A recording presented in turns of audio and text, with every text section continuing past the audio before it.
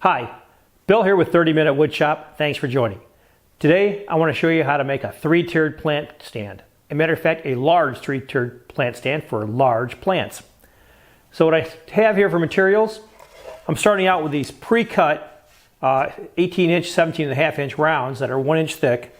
This was a lot easier and faster than me putting together bits and pieces of wood and gluing them all together, then cutting them out. So a little on the pricey side, but it makes the job a lot faster. It's also, quite frankly, at 1 inch, these are really stout. So I got 3 of these. You can get them at the big box store. Take your pick. Then I got a couple of 2x2s, and we're gonna cut these 2x2s off to about 5 feet tall, and we're gonna put these 3 things in 3 different tiers.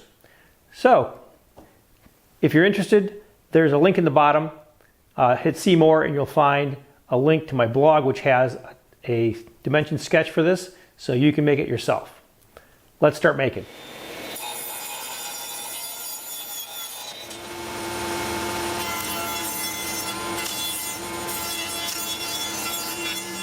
For this project, I'm using construction grade lumber. The problem with that is it's a little on the rough side. It's going to require some actual real sanding. So I'm starting out here with 60 grit, going to 80 grit, and then I'm going to 220 grit and trying to knock off all the rough spots on these pieces.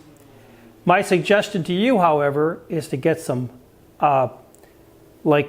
cherry, oak, or possibly even something like poplar, if you plan on painting it. And to do that, however, to make the 1.5 inch, you're going to have to actually laminate those together, glue them together, a couple of 3/4 inch pieces. Unless you go to a specialty wood place and find some 1.5 inch thick poplar. For me, this works out perfectly because this is just going to be painted, mostly be covered with plants. No one's ever going to see it. So I'm good with it. I know my daughter will be too. So let's start sanding.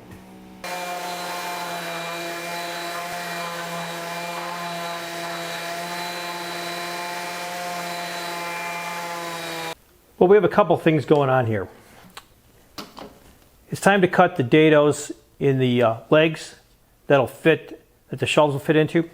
I'm using this match fit dado stop, and I have it set up so that it works with the 3/4 inch dado blade I have set in here.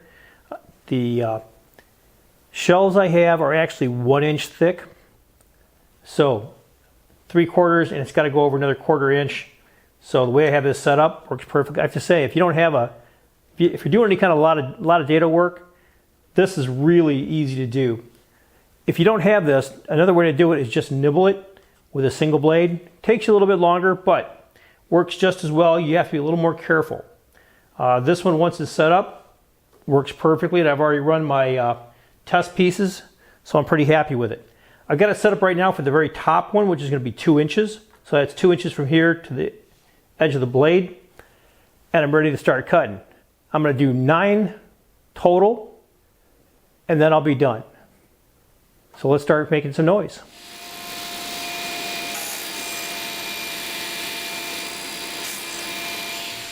So all I've done here is laid out a couple lines for my legs at 120 degrees each.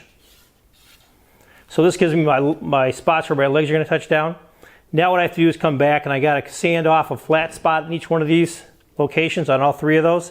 That's just so that I get maximum contact between the leg and the shelf, so that when the glue touches down, I have a really good glue joint.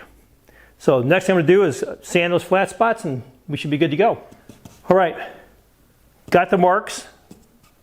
All I did was mark each one of these, so I have the flat spots. Now what I want to do is I want to do a quick sanding. I'm just using 60 grit, and I'm just going to make a quick flat spot here.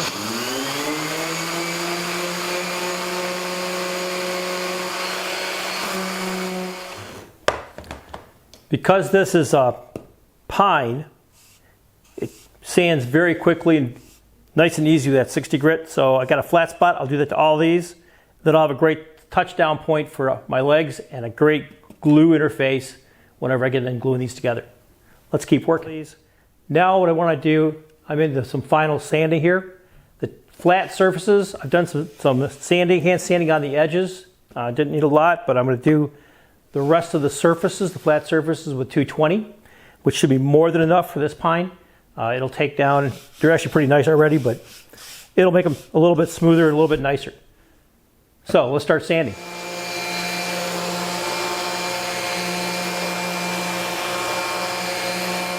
And now we're ready for some assembly. Now, these are going to fit very tightly. So I brought a small persuader along to make them fit. We'll do some gluing, some clamping, and we'll get this thing together. Let's get started.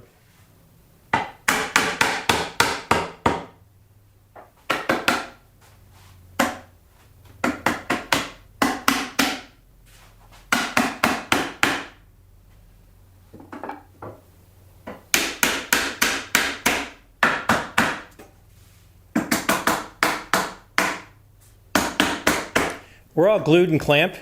Now we'll just wait a couple hours for it to dry. All right, got rid of the last of the clamps. You can see how high this thing is. It's pretty big. So, stuck together really well. One thing I want to do before I get to painting is I really want to put some screws into this. While I'm pretty confident that the glue that I used will work just fine, it is a waterproof Tight Bond 3, so it should be good under any circumstance.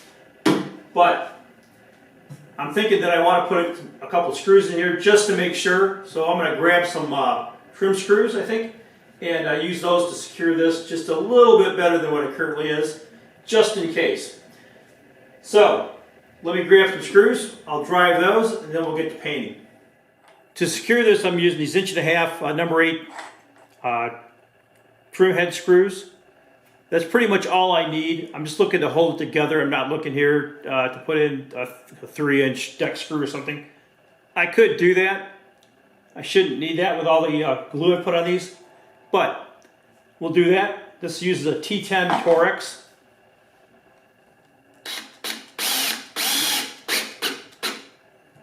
Drive them a little subsurface and I'll paint over that. Never see them. So keep going, put in the other 8 and I'll be good to go. We'll start painting. I have to say, this has been a fun project. I really enjoyed it. Now, I talked to my daughter. She's decided that she wants to do the finish herself. So it's going out like this, unfinished. But you can see, looks good.